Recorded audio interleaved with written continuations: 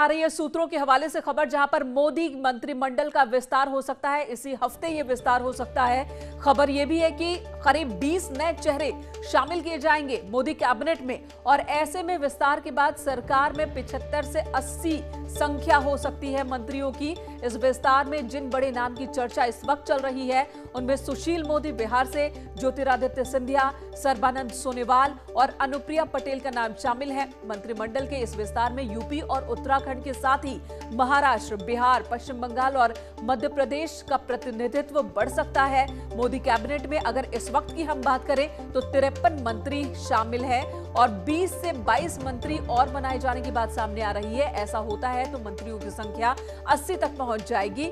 और बड़ी खबर आ रही है सूत्रों के हवाले से, और यह भी खबर है कि इसी हफ्ते यह विस्तार हो सकता है।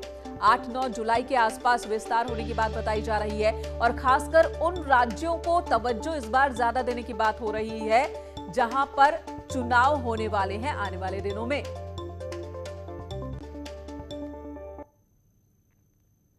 नए चेहरे देखने को मिल सकते हैं मोदी कैबिनेट में, और इसी हफ्ते ये विस्तार हो सकता है। उत्तराखंड की बात करें तो सूत्रों के हवाले से जो खबर आ रही है उसके मुताबिक उत्तराखंड से 2 मंत्री बन सकते हैं। 2 नए चेहरे उत्तराखंड से शामिल हो सकते हैं। यूपी से सहयोगी दलों को जगह मिल सकती है। खासकर अपना दल की हम बात करें तो अनुप्रिया पटेल, जो पहले भी मोदी कैबिनेट का हिस्सा रह चुकी हैं 2014 में, लेकिन दूसरी बार जब मोदी सरकार बनी तो अभी वो कैबिनेट से बाहर है, लेकिन अब प्रतिनिधित्व मिल सकता है। चुनावी राज्यों को ज्यादा तवज्जो मिलने की बात कही जा रही है। बिहार से भी 2 नए मंत्री बनाए जा सकते हैं, जिसमें बीजेपी और साथ ही सहयोगी दलों की भी चर्चा हो रही है। अनूप हमारे सहयोगी इस वक्त हमारे साथ दिल्ली से जुड़ चुके हैं। अनूप, बड़ी खबर आ रही है जिस बात की चर्चा कयास कई बार लगाए गए, अब यह खबर आ रही है कि 1 हफ्ते में विस्तार हो सकता है।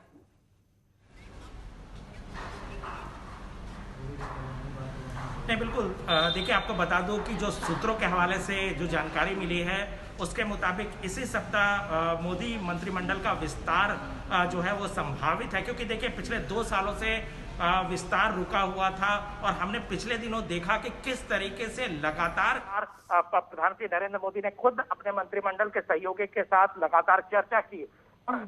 फाइनल हो गया है कि लगभग 1 से 2 दिनों के बीच में ही मोदी मंत्रिमंडल का विस्तार होगा।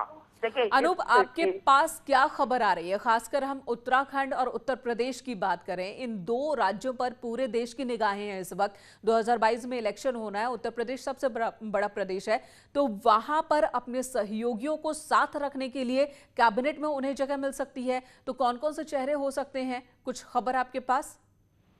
जो सूत्रों के मुताबिक जो खबर आ रही है उसके मुताबिक उत्तर प्रदेश में अनुप्रिया पटेल की पार्टी को जरूर फिर से मंत्रिमंडल में शामिल कराया जाएगा, और संभावना है कि अनुप्रिया पटेल को ही शामिल कराया जाए।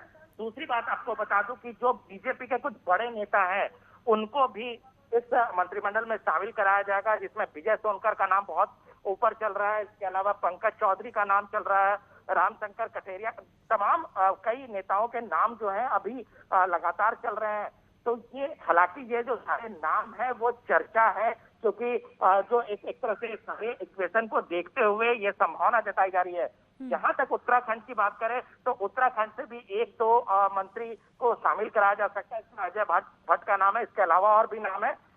लेकिन देखिए, ये जो लिस्ट है ये फाइनल नहीं है, क्योंकि नाम में ज्योतिरादित्य सिंधिया से लेकर सुशील मोदी से लेकर सर्बानंद सोनोवाल, ये तमाम नाम है जिस पर पिछले दिनों लगातार चर्चा हुई। और जाहिर सी बात है कि प्रधानमंत्री नरेंद्र मोदी अपने मंत्रिमंडल को एक बड़ा रूप देना चाहते हैं, क्योंकि देखिए आने वाले दिनों में मानसून सेशन भी, सत्र भी बिल्कुल स्टार्ट है, अनूप, अगर हम यूपी की बात करें तो जितिन प्रसाद भी एक नाम है जो हाल ही में बीजेपी के साथ जुड़े, तो क्या उनके नाम पर भी कोई चर्चा है? सर, फिर से सवाल दोहराएं। जितिन प्रसाद की अगर हम बात करें, हाल ही में वो बीजेपी के साथ आए हैं, और जाहिर सी बात है जिस तरीके से दिल्ली में उनको पार्टी के अंदर शामिल कराया जाता है, तो क्या उनके नाम की चर्चा भी है कैबिनेट को लेकर?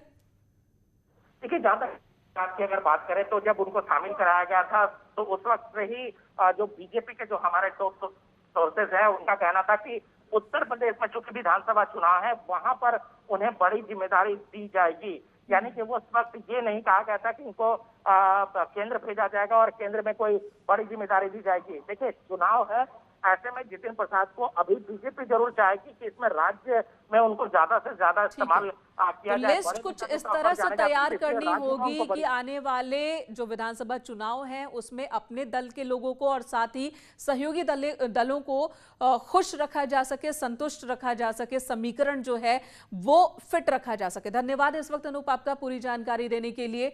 और इधर यूपी के पूर्व सीएम कल्याण सिंह लखनऊ के पीजीआई हॉस्पिटल में भर्ती हैं।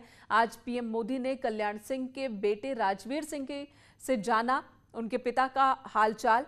पीएम मोदी ने सीएम योगी से भी इस सिलसिले में बातचीत की है और सर्वोत्तम इलाज मुहैया कराने के निर्देश दिए। राज्यपाल और यूपी के पूर्व सीएम कल्याण सिंह लखनऊ के पीजीआई में भर्ती हैं। डॉक्टर्स लगातार उनकी सेहत पर नजर बनाए हुए हैं। आज पीएम मोदी ने फोन कर कल्याण सिंह के बेटे राजवीर सिंह की तबियत की जानकारी ली। इसके बाद पीएम मोदी ने सीएम योगी से बातचीत की और सर्वोत्तम इलाज मुहैया कराने के निर्देश दिए। कल सीएम योगी भी कल्याण सिंह को देखने अस्पताल पहुंचे थे। साथ ही कल रक्षा मंत्री राजनाथ सिंह ने भी कल्याण सिंह का हाल जाना था।